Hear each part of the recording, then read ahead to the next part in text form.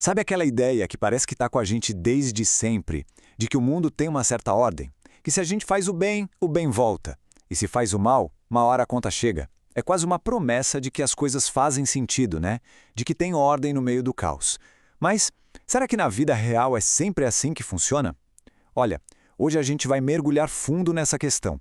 Vamos pegar essa ideia e colocá-la à prova, olhando para umas tensões bem interessantes que a gente encontra em textos muito antigos. E o nosso ponto de partida é esse aqui, do livro de Provérbios. É uma promessa que soa quase como uma lei da física, não acha? A retidão deixa o caminho mais fácil, mais plano. Já a maldade, bom, ela leva à própria ruína de quem a pratica. Vamos tratar isso como a nossa regra inicial, a nossa hipótese, e ver se ela se sustenta. Ok, com essa regra em mente, vamos para uma história lá do livro de Números. É um exemplo que não só parece confirmar esse princípio, mas faz isso de um jeito chocante e que fica na memória. Vamos imaginar a cena? Estamos no deserto. Um homem muito influente chamado Corá se levanta. E ele não chega cochichando a sua insatisfação, não. Ele proclama, ele desafia abertamente a liderança de Moisés e Arão, na frente de todo mundo.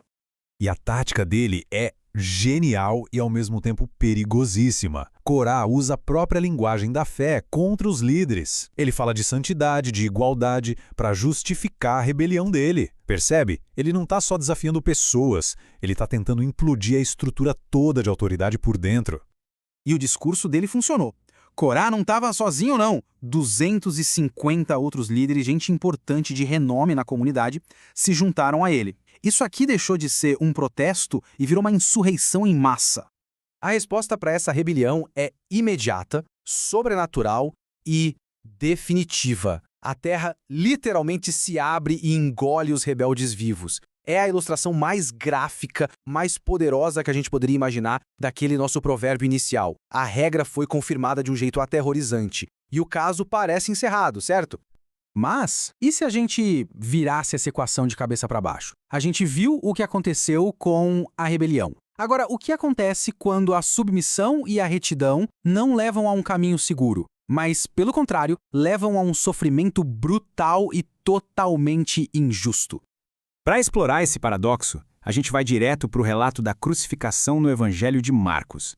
É aqui que aquela regra simples com a qual a gente começou encontra o seu maior desafio. A injustiça toda acontece em questão de horas. Começa com um julgamento manipulado de manhã, passa pela condenação de uma multidão enfurecida ao meio-dia e termina com uma execução brutal à tarde, um castigo que era reservado para os piores criminosos da época. E aqui vem a ironia suprema. Justo no momento da derrota total, do sofrimento máximo, a maior declaração sobre quem ele era vem de um soldado romano, um agente do mesmo império que o executou. A lógica da justiça cósmica aqui parece que foi completamente virada do avesso. Saindo um pouco dessas grandes narrativas, vamos agora para algo muito mais íntimo: a oração de uma pessoa. O Salmo 54 é como se fosse uma janela para a alma de alguém que está bem no meio do sofrimento injusto, clamando por ajuda.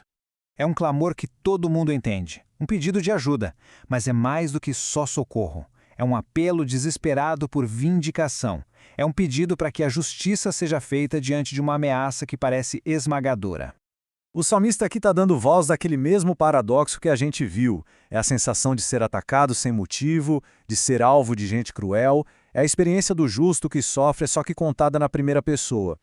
E então, no meio da angústia, acontece uma virada.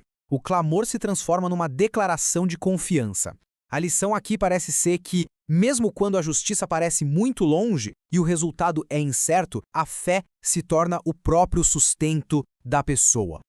Então, o que a gente tem até agora? Um princípio bem claro de justiça, uma rebelião que foi punida, um justo que sofre e um clamor por ajuda no meio do caos. Como é que a gente junta todas essas peças? Vamos recapitular rapidinho. A gente começou com um princípio de justiça garantida.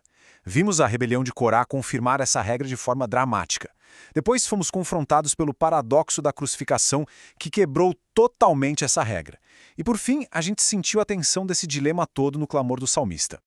Isso tudo nos deixa com esta pergunta final. Uma pergunta que, olha, incomoda um pouco. Se seguir o caminho certo não é garantia de uma jornada tranquila, se não é um escudo contra o sofrimento, e vamos ser sinceros, às vezes parece que a maldade até se dá bem, então qual é a promessa final? O que a busca por um caminho justo realmente oferece no fim das contas? A resposta não é nada simples, e é justamente nessa tensão que essas histórias nos convidam a refletir.